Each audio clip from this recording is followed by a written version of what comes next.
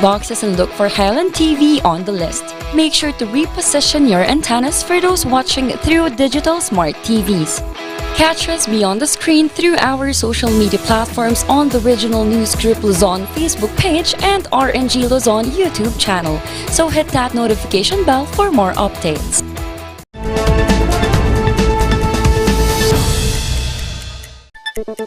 Sa ulo ng mga nagbabagang balita, mga fault lines sa Cordillera minomonitor. Tulong para sa mga Abreño patuloy sa pagdating.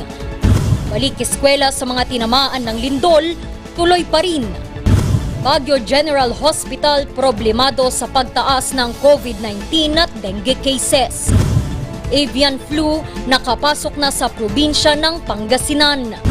Kauna-unahang Rescue Olympics sa Mountain Province, tagumpay.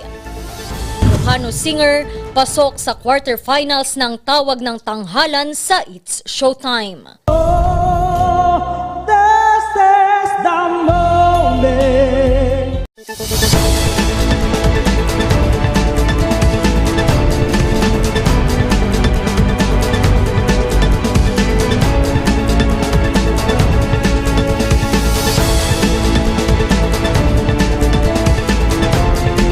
Mula sa Highland TV News Center Baguio, ito ang Luzon Headlines.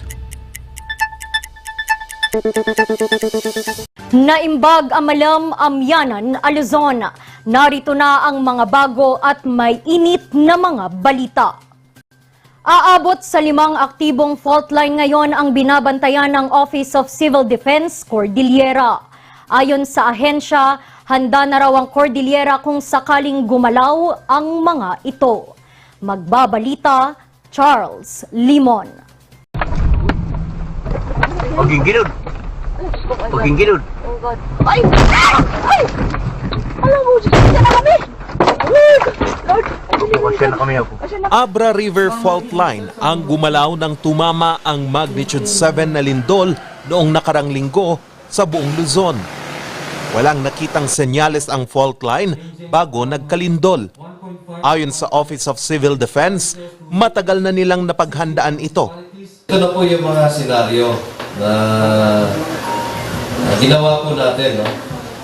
Pagkalimbawa po, gumalaw yung Tubao Fault. Ang ina-expect natin, no? The worst case scenario is intensity 8. Kaya nga po yung dapat yung mga buildings natin so designed to withstand